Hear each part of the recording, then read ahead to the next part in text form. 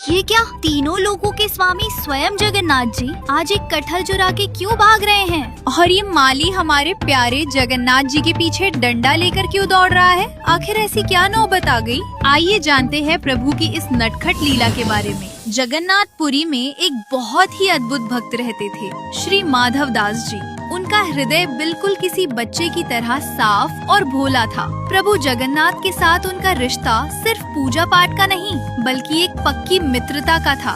ये अपनापन इतना गहरा था कि अक्सर भगवान खुद छोटा बच्चा बनकर उनके पास आ जाते और दोनों सखाओं की तरह घंटों खेला करते थे। इसी प्यार के हक से माधव दास जी प्रभु को डांट भी देते और प्रभु भी हंसते हंसते उनकी हर बात मान लेते थे। एक बार प्रभु जगन्नाथ अपने सिंहासन पर बैठे थे, लेकिन चेहरे पर उदासी छाई हुई थी। जब माधव दास जी दर्शन करने आए तो उनसे रहा नहीं गया। उन्होंने पूछा, जय जगन्नाथ प्रभु, आज चेहरा इतना क्यों उतरा हुआ है? क्या कोई संकट है? जगन्नाथ जी ने मुंह बनाकर कहा, माधव, यहाँ हमारा मन नहीं लग रहा। माधव दास जी हैरान रह गए। जी नहीं लग रहा? प्रभु, यहाँ तो राजसी ठाट बाट है, 56 भोग मिलते हैं, फिर क्या कमी है? प्रभु बोले, अरे सब कुछ है, पर वो आनंद नहीं आ रहा। हमें अपनी वृंदावन वाली शरारतें याद आ रही हैं। यहाँ तो बस सीधे बनकर बैठे रहो। माधव दास जी ने पूछा, तो आप क्या करना चाहते हैं? प्रभु धीरे से फुसफुसाए, चोरी, हमें चोरी करनी है। बड़ा मन मचल रहा है कुछ चुरा कर खाने का।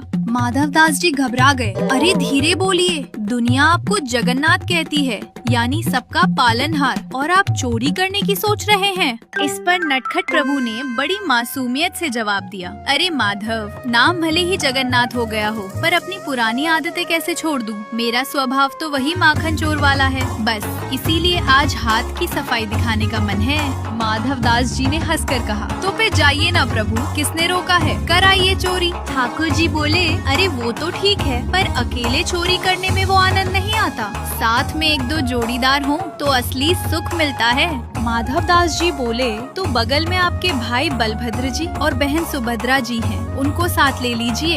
ये सुनते ही नन्हे जगन्नाथ जी ने कान पकड़ लिए। बोले, रहने दो, अगर उन्हें ले जाना है तो फिर हम ऐसे ही ठीक हैं, नहीं करनी चोरी। माधव दास जी ने पूछा, अरे ऐसा क्यों? तब जगन्नाथ जी बोले, अगर उनको लेकर जाऊंगा तो एक तो मैं खुद को संभाल नहीं पाता, उन्हें कैसे संभालूंगा? और बलराम भैया का क्रोध तो तुम जानते ही हो, अगर चोरी में पकड़े गए तो मेरी खैर नहीं।